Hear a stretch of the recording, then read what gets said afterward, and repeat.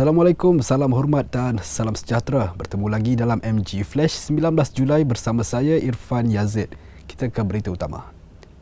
Majlis Pemulihan Negara MPN tidak menolak kemungkinan peruntukan kerajaan untuk perbelanjaan subsidi termasuk ayam dan minyak akan meningkat melebihi 77 bilion ringgit. Pengerusinya Tan Sri Muhyiddin Yassin berkata ia susulan peningkatan harga barang di pasaran. Saya kira mungkin lebih 77 bilion dan kalau dia terus meningkat sebab kenaikan harga barang dan macam itu bagi saya mungkin akan membebankan kerajaan dan mungkin kerajaan tak mampu untuk menanggung subsidi yang meningkat dengan ketara ni. Jadi sebab tu perlu ada cara untuk dilihat semula perkara itu. Jadi majlis belum lagi buat keputusan muktamad bagaimana cara nak kita perakukan pada pihak kerajaan. Tan Sri Muhyiddin berkata bagaimanapun pihaknya berpendapat pemberian subsidi itu tidak wajar dikurangkan, apatah lagi mahu dihapuskan pada masa akan datang. Tambahan pula ramai ahli ekonomi mahu kerajaan memberikan subsidi secara bersasar kepada kumpulan yang berhak. Tan Sri Muhyiddin memberitahu pihaknya pernah mengadakan sesi meja bulat berkenaan perkara itu dan ada tindakan-tindakan susulan yang urus Siti MPN sedang lakukan.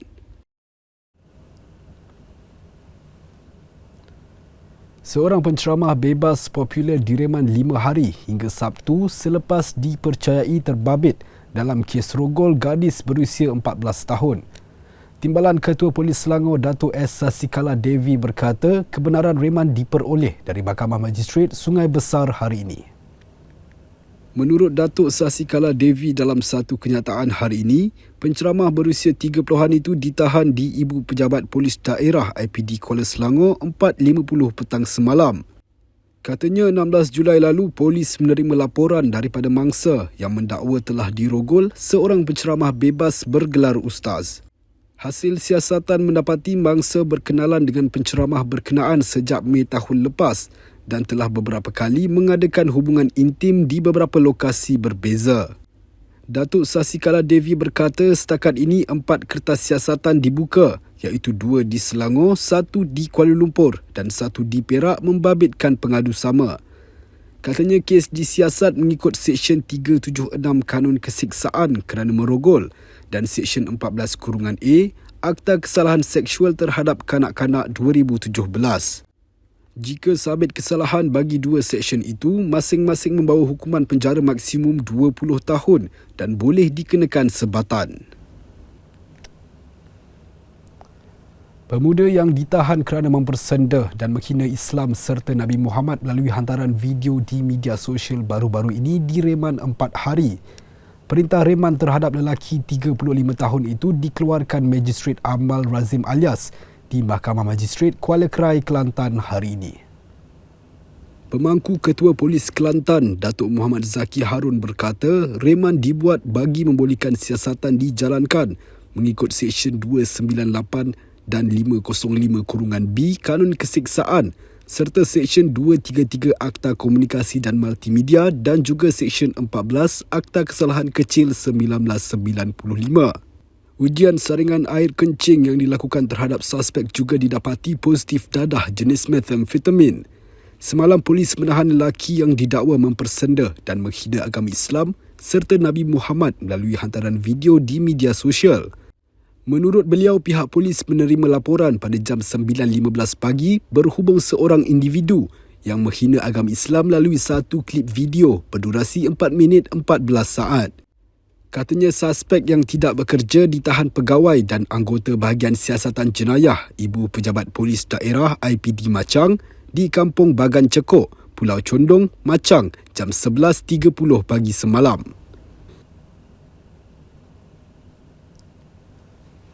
Berita seterusnya. Bekas pembaca berita Zalina Shahara Azman atau lebih dikenali sebagai Zalina Azman dikatakan kurang dikenali dan tidak bergaul dengan jiran tetangga. Muhammad Bohari Sharif, 76 tahun yang merupakan pemilik pusat tahfiz di sebelah rumah wanita itu di Seksyen 3 Shah Alam berkata beliau tidak pernah bersemuka atau berselisih dengannya sejak personaliti TV itu berpindah ke situ. Memetik laporan bernama, Muhammad Bohari berkata rumah Zalina sedang melalui proses pengubahsuaian yang seakan-akan diubah menjadi sebuah pejabat. Bagaimanapun, proses itu dilihat terhenti pada tahun lepas sebelum polis datang menemui beliau untuk mendapatkan maklumat berkenaan kehilangan Zalina. Muhammad Bohari yang tinggal di kawasan perumahan itu lebih 40 tahun berkata, beliau hanya tahu bahawa Zalina Syaharah yang membeli rumah itu selepas diberitahu pemilik asal rumah berkenaan.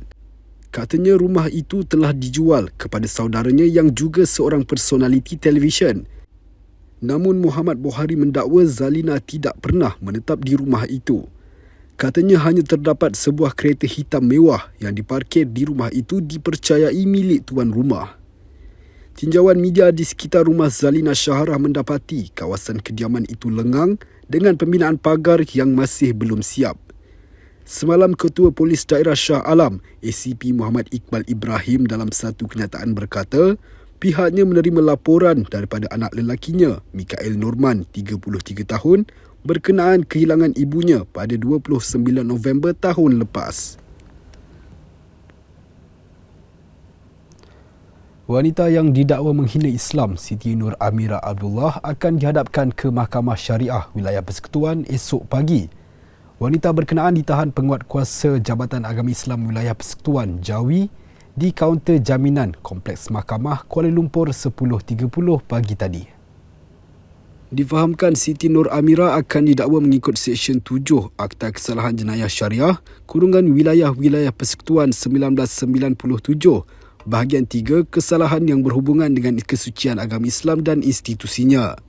Seksyen itu membabitkan kesalahan menghina atau menyebabkan agama Islam dipandang hina, yang mana jika disabitkan kesalahan boleh didenda tidak melebihi RM3,000 atau penjara maksimum 2 tahun atau kedua-duanya sekali.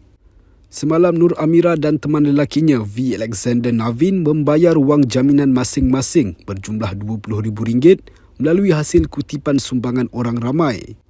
Pada 13 Julai lalu, Siti Nur Amira mengaku tidak bersalah mengikut Seksyen 298A Kanun Keseksaan kerana menimbulkan rasa tidak harmoni dalam kalangan masyarakat Islam ketika melakukan persembahan di Kelab Komedi Crack House di Taman Tun Dr. Ismail pada 4 Jun lalu.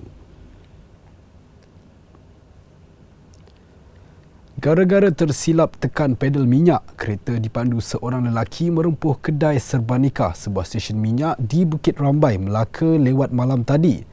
Ketua Polis Daerah Melaka Tengah, Asisten Komisioner Christopher Petit berkata, dalam kejadian jam 10.30 malam itu, Yaakob Baba, 57 tahun, yang memandu kereta Proton Saga sebelum itu sedang mengisi minyak kenderaannya. Selesai mengisi minyak, peniaga berkenaan memasuki kenderaannya sebelum tiba-tiba tertekan pedal minyak menyebabkan Proton Saga yang dipandunya melanggar pedal kaca kedai serba nikah stesen minyak terbabit. Bagaimanapun, menurut Christopher, lelaki itu dan orang awam yang berada di tempat kejadian tidak mengalami sebarang kecederaan. Tambah beliau, siasatan lanjut masih dijalankan berdasarkan rakaman sistem kamera litar tertutup CCTV yang diperolehi daripada pengadu berusia 50 tahun yang juga pemilik stesen minyak berkenaan. Kes disiasat di bawah Seksyen 43-1 Akta Pengangkutan Jalan APJ 1987.